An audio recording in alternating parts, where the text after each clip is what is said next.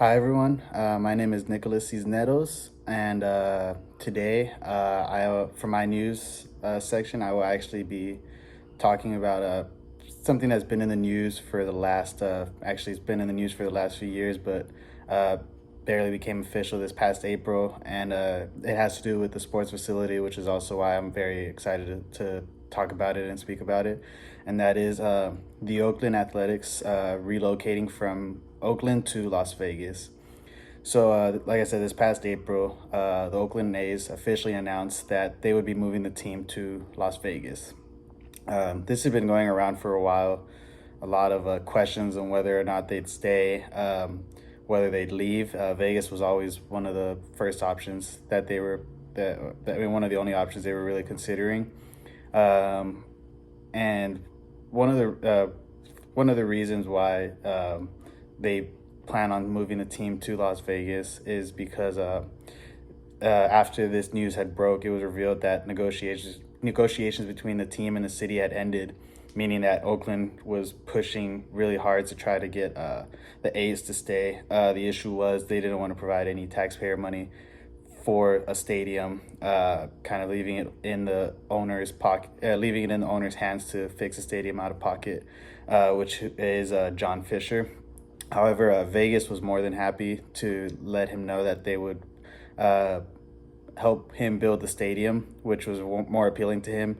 Changing the team and getting them out of that stadium because Oakland does have a bad reputation. The stadium has a bad reputation, one of the worst in the league. There's always a lot of issues going on. So there was a lot going on these last few years, and just about how far the A's have let the stadium, or how bad the A's have let the stadium get. But the A's have always they've always been known around MLB as the team that underpays their players and employees. There are a few teams like that around the league, but they were one of the more notable ones because of the movie Moneyball, which came out in 2011. And that movie basically is sharing the story of the 2002 A's, who had practically no budget, had no money to spend, but were still able to put a winning team together.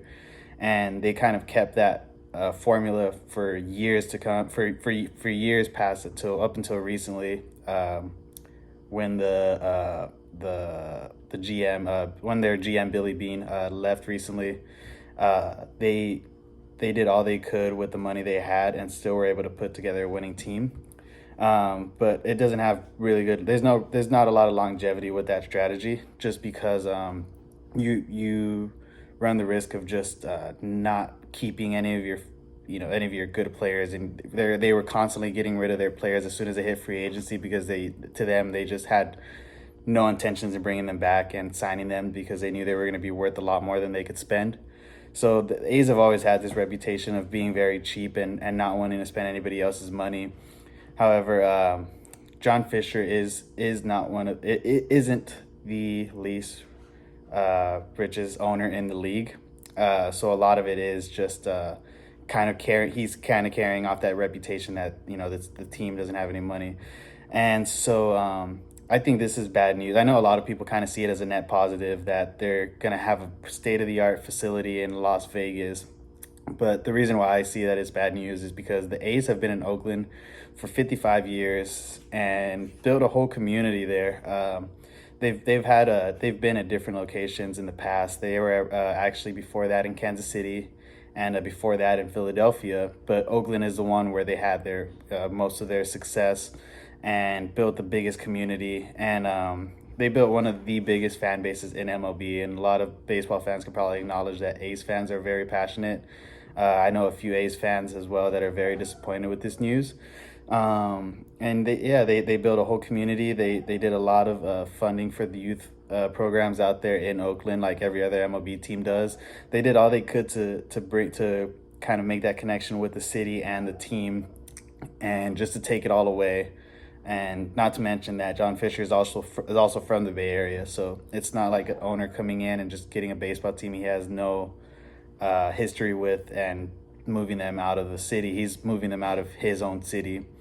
So the fan response to this has been very. A lot of fans obviously haven't been happy with it. I don't think I've met one A's fan that's been happy with the news. And what they started doing is starting chants through the game. They usually chant "sell the team" during the fifth inning. There's a significance with that where I think it's 55 seconds of silence when the fifth inning starts. And as soon as the 55 seconds hit, the entire stadium chants "sell the team." And they actually also started getting other fans involved as well when the A's were playing or playing at a different stadium. So it's really big around the whole league, where a lot of fans are in support of that and understand. They understand that the community itself and the fan base is more important than moving them to a different state and making it way less accessible for those A's fans to to be able to just watch their favorite team. And they even planned what they called a reverse boycott, which was filling the game filling the stadium for one game, just to kind of show ownership that they're still there, but they're just not happy with the product that's being put on the field.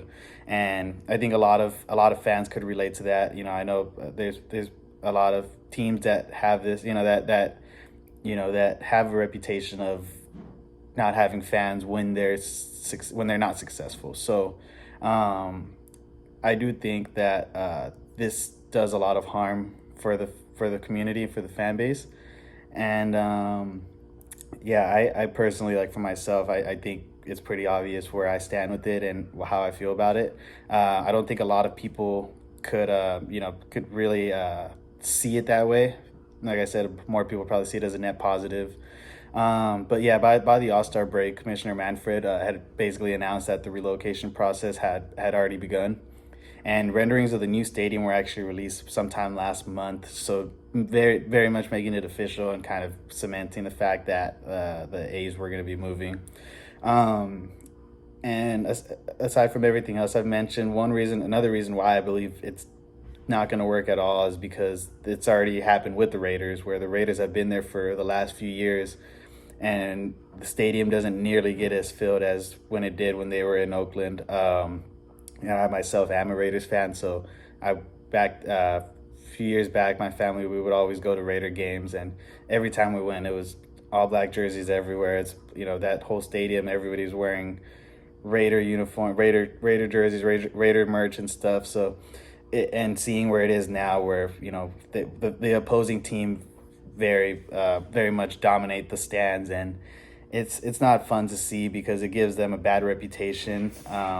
But if you're a visiting fan, you're probably more likely to want to go visit the stadium, just as a way to excuse to go to Vegas. But if you're a diehard Raiders fan, you might not be able to make that drive, obviously, every other week and be able to go see your team. So I don't really understand the idea behind it, besides the fact that they're probably going to be receiving more money. And at the end of it, it's really just a matter of catering to the people that could afford it, rather than the people that grew up watching it, or the people that work hard to get to be able to go to a game and don't have that privilege that somebody that a millionaire in Vegas just deciding to pop by and go watch a game have. So that's my news for today.